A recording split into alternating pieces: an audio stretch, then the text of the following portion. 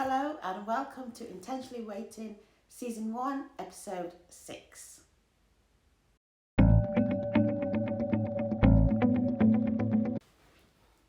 So, what are we going to talk about today? So my week. It's been a long week, but it's been a good week, and I think it's been a very beneficial week for me. Last week I was talking about the importance of loving yourself, and I'd come to the realization that I hadn't actually put any time, effort, emotion, or even quality into loving myself. Um, I kind of like portrayed so many things onto different people, and it was very easy for me to get into relationships that were quite shallow because I didn't want to have that focus on me. I didn't want anyone to really dig deeper into kind of like, my fears and my concerns and my issues. So it was always about outward focus. But now I'm really coming to the realization that it all does start with me. Everything starts with me, and not just it starting with me, but it's also an internal process. And I've got to start off by first loving myself. Now, I had this question asked to me, like, well, Clara, what does that actually mean, loving yourself? Like, surely you love yourself because, you get dressed, you look good, you go out, you do all those kind of things. But I think loving yourself runs a little bit deeper. It's kind of like knowing yourself and also knowing the kind of things that you like and then just doing it for you. So it's almost like you understanding that you are also an important person. And it's very easy for us to overlook that because we don't really see us unless we're looking in the mirror. We don't see us. We don't see what we look like. We don't see how we feel. We don't see any of those things. And we're kind of almost waiting for an external validation to kind of like go, this is who you are. This is what you do. This is what you like. And when you've always got the external validation, then you're kind of like waiting for other people to tell you about yourself. And, that's not the way you really should, you should exist.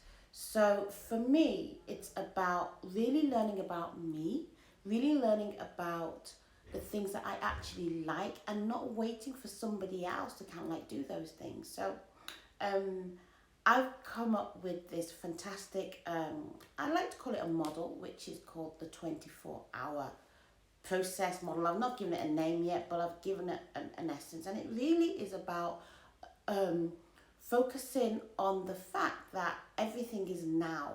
And if everything is now, what are the now things that you would want to do in your life? How would you want to live your life to ensure that you get the best of the now? And I think that we as human beings, we need almost a time scale, because I don't know whether you've said this, I've certainly said this, like, when I get to this point, then I will do this. When I meet my partner, then I will do that. When I have a certain amount of money, then I'll invest in so on and so forth. And I think, in the Bible, God says to us that we should come as we are.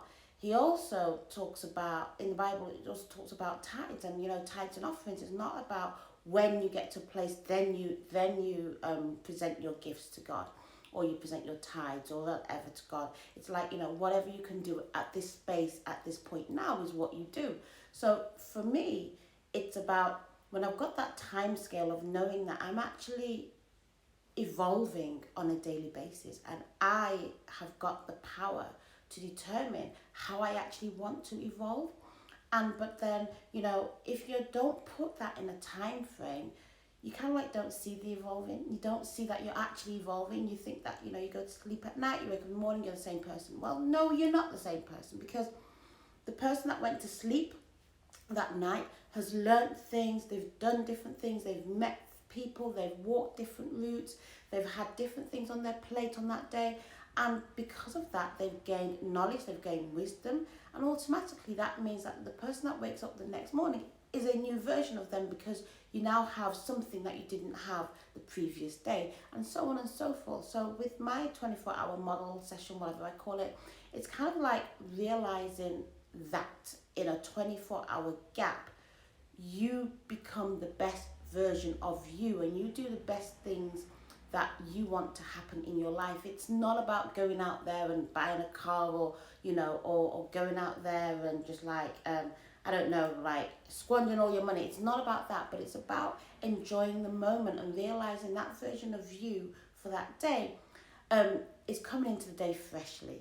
So, and you always look from a perspective of freshness. And one of the things that I do within my 24 hours is that I prepare for the next day. And this is my part of loving me. So, I want to ensure that every single day I'm on this earth, that the three things that happen. First of all, that I'm grateful.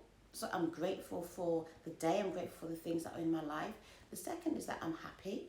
So I do the things in that make me happy. And the third is to prepare for the version of myself coming the following day.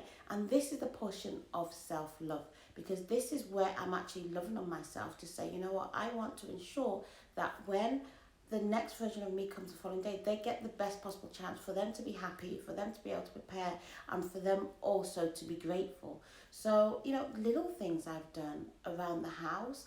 I will put little notes on the tables and things, because I'm an affirmation person. My love language is affirmation and quality time. Those two things, and it's not affirmation of you got to affirm that I'm a type of person, but it's kind of just like, for me, I like just nice words, and I'm like, if I like somebody to tell me how proud they are of me, then I should be the first person to say that to myself. I shouldn't be waiting for somebody externally to go, I'm really proud of you, because I should be proud of myself. So it's things like that where I'm able to actually affirm myself on the kind of things that I like to happen. I wake up in the morning and I have a bottle of water by my bedside, because I know it's good for me. I know it's good for me to drink water in the morning. And when I do open my eyes, the funny thing is that I go, oh wow, I'm so grateful for that this water has been put by my bedside. There's so many things that I do, which is now enabling me to have an actual relationship with myself. God says, first of all, love him first, but then he says, love your neighbor as yourself. But if you don't know how to love you, how can you love your neighbor? And if you don't know how to love you, how can you expect your husband or your partner to know how to love you? It's just not going to happen, because you expect him to come ready-made, like, oh yeah, he's like got this sixth sense or seventh sense or whatever they call it, that he's going to know exactly what to do, exactly how to do it, when to do it, when you yourself don't know exactly how to do it, when to do it. Do you know what I mean? It's just not going to work. So I'm actually fast coming to the conclusion that this is a foundational part of the process. If you are not at the point where you love yourself, you really are not ready to go into a relationship with another person. And I believe that fundamentally. How do you know if you actually do love yourself? Well, very simple telltale signs, like, do you think of yourself first before you think of another person? Do you look after yourself, physically, mentally, emotionally, spiritually? Do you do those things? Do you feed your inside as well as your outside? Do you eat food that you know is going to nourish your body? Do you do these things? Do you go do exercise to make sure that your body can be the best body that you possibly have? Like, exercise is not about just going and getting some nice abs and things like that. It's actually about having a healthy body, and if you love yourself, you will do those things. Do you go to the doctors regularly for checkups? Do you, to ensure that you're not at the point where something has gone wrong and it's too late? So these are examples of you loving yourself. And also, do you protect yourself in such a way that people don't trample all over you? The one biggest thing for me that enabled me to realize that I wasn't loving myself is that I found it so difficult to say no. If somebody would ask me for anything to do, it was always yes, I'll do it, no problem, even to my own detriment. And that is not that is not a good place to be. That is not a healthy place to be. I'm not saying that you should say no to everything, but you really need to be able to say no when you need to say no, and yes when you can say yes, because every yes that you're saying is a no to something else. And when you do not love yourself, that no is generally you denying yourself. And I'm not saying that you can't have a sacrifice. I'm not saying that you can't sacrifice certain things for certain people or certain situations and certain times. I'm not saying that you can't do that, but not to your own detriment, and that's the key thing, because, like, for example, if you know you're not well and somebody asks you to go and do their shopping, you going out there when you're vulnerable, when you're not feeling good, when you're not 100%, when you can actually cause yourself more harm, is an example of you not loving yourself. You not being able to actually tell another person how you feel about a situation is also another example of you not loving yourself. You should be at all times be able to tell somebody when you feel that they've wronged you, when you feel like they're creating some sort of anxiety in you. You should be able to communicate with someone else, because mind you, when your partner comes, if you can't communicate with an external party, then how can you communicate when your partner comes? If you can't tell somebody how you feel about something that they've done, whether they've done it on purpose or they've done it by accident, then you can't communicate in the way you're supposed to communicate with your partner. All of these things are so important. And I've spent this week just really loving on myself and getting to know me as well. And I realized that actually I'm not alone. I am always walking with me. I am the only version of me that I'm going to have. The other thing that I want to talk about is getting rid of your no's as soon as you possibly can. As you know already, that I am not actively going on meetups. So I've not been on a meetup for a while now, but I am still open, because you never know when God is going to present somebody to you. So I will always be open, but I am not going out there and searching. But what I found, that even in me being open, certain people have come on to my plate. Certain people have come into my vicinity and started to talk to me, and I will always engage, because I have my list. So essentially, it's important for me to engage, just to see, hey, you never know. You just don't know. So I wouldn't say close the door, even if when you're getting to a point where you are trying to loving yourself more. It's not about closing your door. It's just about you not actively going out there to meet up with people, because you know that you've still got work that you're working on. But it doesn't mean that people can't come in. And it's very interesting, because as you start to work on yourself, you start to see that different types of people come into your life, both looking for something romantic, and also just like generally just friendship, all those kind of things. So you start to see different people, and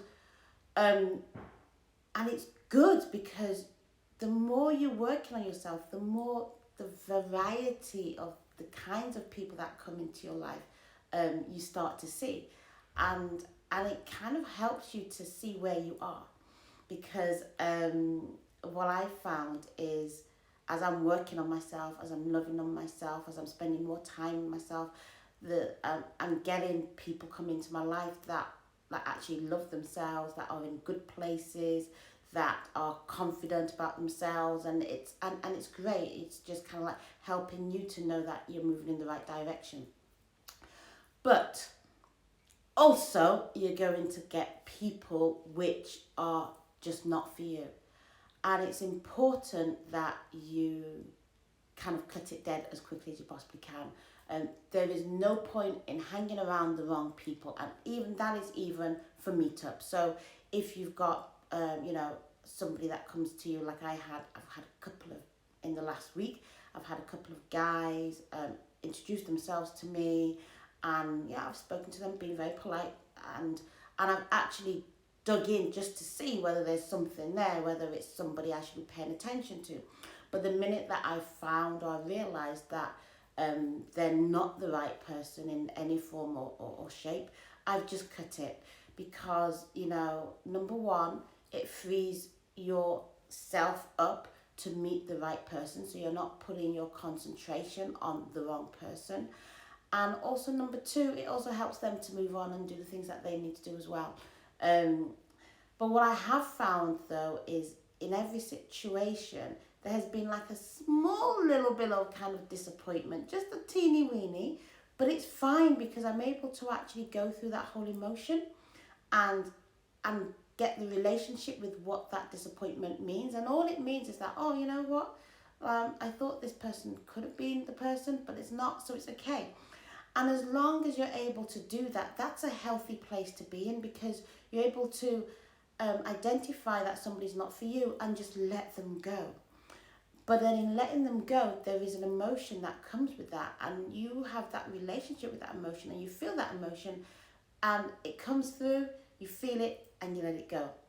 It's not necessarily something that will then stop you from meeting somebody else and talking to somebody else and going through the same emotion, but it's the kind of thing that you just go through.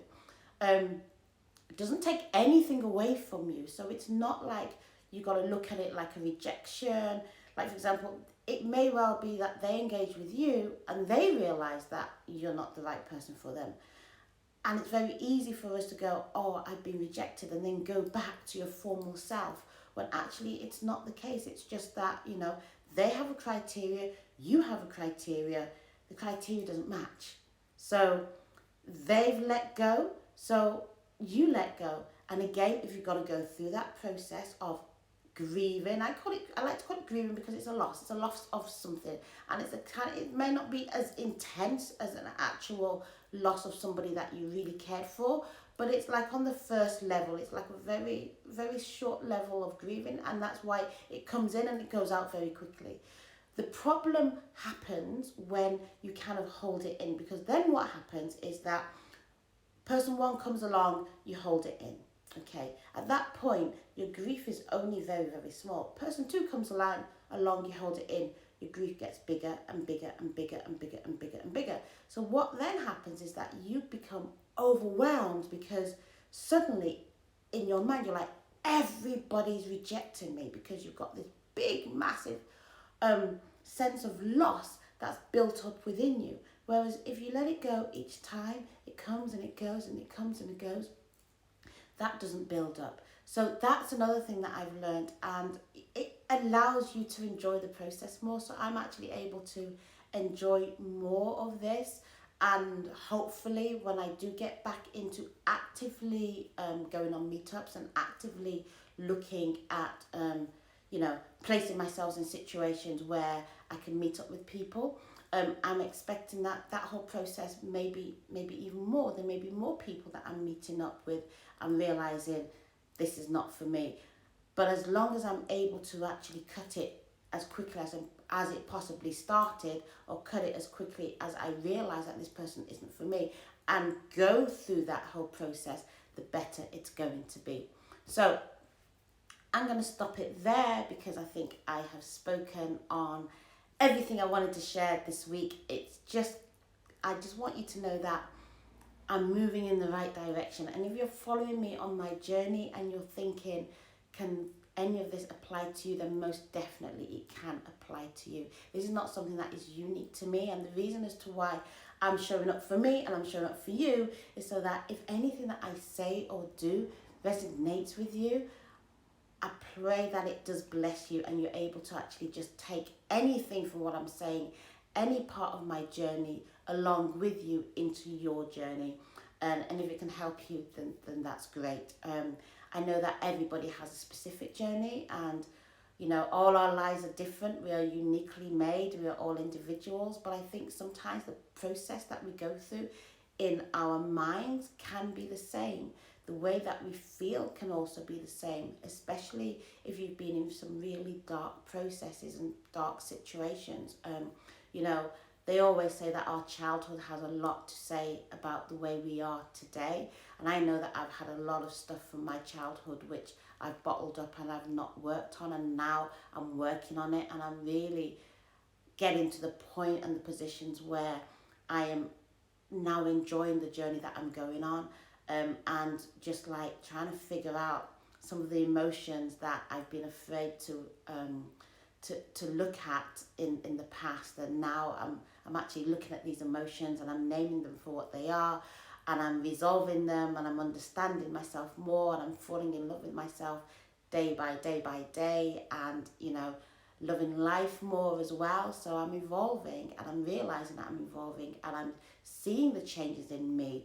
I'm not waiting for somebody externally to notice the change, because I'm seeing those changes already, and I'm appreciating me more. So hopefully you feel the same as well. So I always end with what I call the podcast, because like I said, this is just me talking. It's not scripted or anything. It's just like me talking about my week and the things that have excited me over the week, and I'm sharing with you. So I think I was going to call this, and I have not yet actually called the names that I mention at this point, just because, sometimes people just don't understand, what I'm trying to deliver until they've actually watched it. But so today I'm going to call this, what can I call it?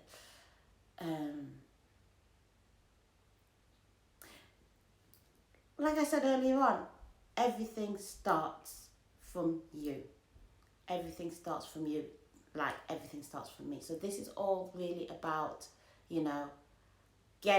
understanding that it all starts from within you. Hope that's blessed somebody today. Take care. Looking forward to seeing you next week, and let's see what happens then. Take care, guys. Bye-bye.